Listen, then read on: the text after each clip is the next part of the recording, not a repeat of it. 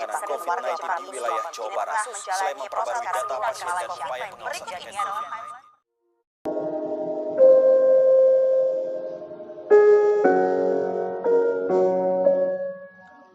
Coronavirus disease, wabah global yang dalam waktu singkat telah menjadi pandemi yang mengerikan.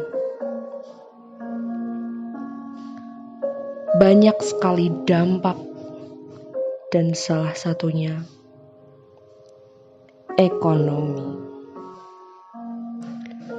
Bagi masyarakat dan negara sangatlah besar dampaknya.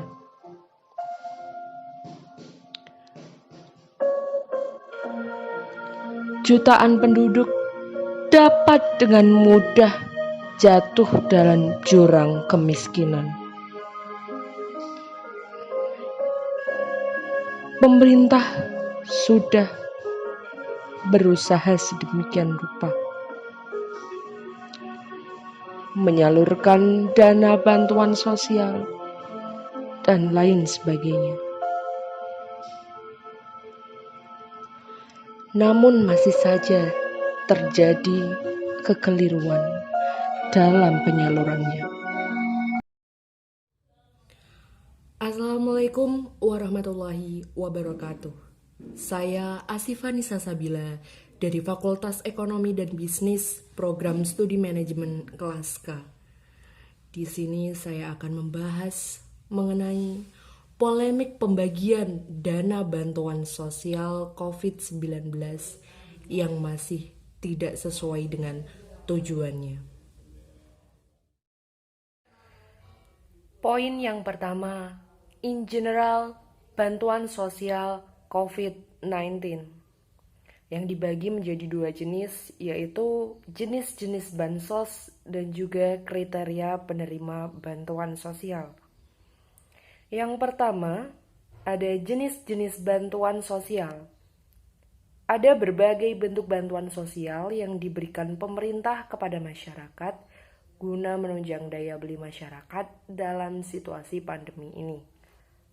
Dalam koran berita Kompas dijelaskan beberapa jenis atau bentuk bantuan sosial yang diterima oleh masyarakat, di antaranya sebagai berikut. Yang pertama ada program Keluarga Harapan atau PKH. Yang kedua ada bantuan pangan non-tunai BPNT berupa sembako. Penerima akan mendapat 200.000 per bulan juga. Yang ketiga ada bantuan sosial tunai atau BST dari Kemensos berupa bantuan tunai sebesar 300.000 per bulan. Yang keempat ada bantuan beras 10 kg. Yang kelima ada bantuan langsung tunai atau BLT. Yang selanjutnya ada bantuan listrik dan juga bantuan kuota internet untuk para pelajar. Selanjutnya adalah kriteria penerima bantuan sosial.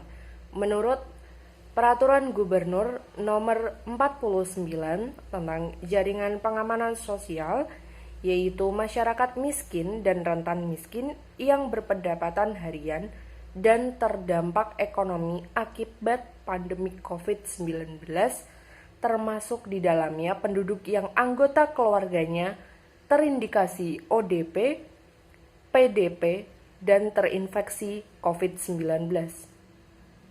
Selain itu juga berlaku untuk para masyarakat yang kehilangan mata pencahariannya akibat terdampak COVID-19. Yang selanjutnya adalah pembuktian kasus. Sumber didapat dari laporan masyarakat, artikel, media cetak, dan juga media lainnya. Langsung saja kita masuk ke materinya. Kemensos menemukan banyak celah dari distribusi bansos yang mereka berikan. Salah satunya adalah penggunaan uang ketika sudah diberikan kepada masyarakat.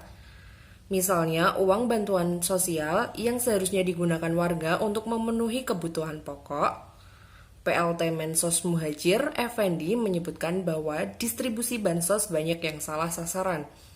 Dana bantuan tersebut malah digunakan warga untuk memenuhi kebutuhan sekunder. Salah satunya adalah membeli rokok. Muhajir menuturkan bahwa Kemensos saat ini masih memikirkan langkah agar bansos digunakan untuk pemenuhan kebutuhan pokok.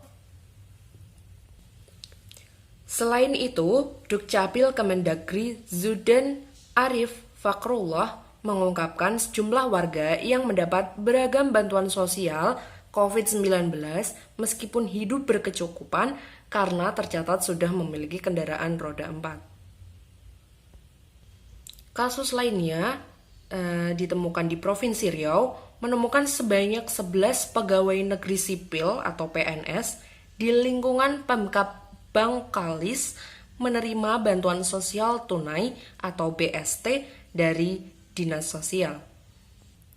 Itu tadi beberapa contoh kasus tentang dana bantuan sosial yang salah sasaran atau kurang tepat penggunaan.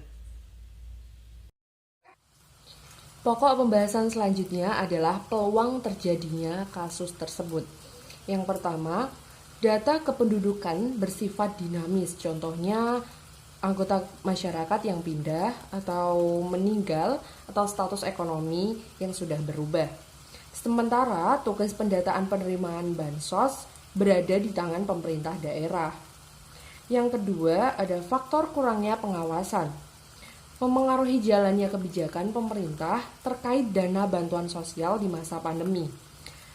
Kurangnya pengawasan memberikan banyak peluang bagi pihak yang tidak bertanggung jawab untuk mengambil keuntungan pribadi.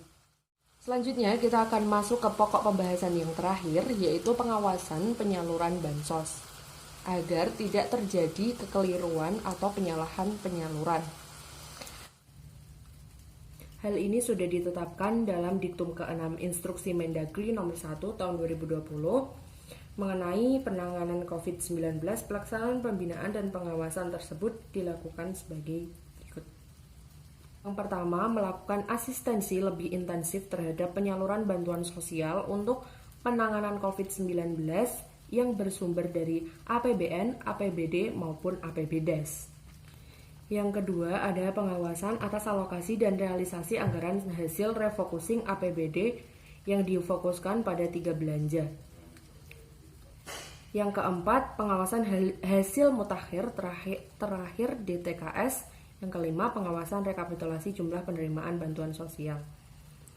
Nah, itu tadi pembahasan mengenai kasus penyalahan penyaluran bantuan sosial COVID-19 yang ada di masyarakat. Kurang lebihnya mohon maaf. Wabillahi taufiq wal hidayah. Wassalamualaikum warahmatullahi wabarakatuh.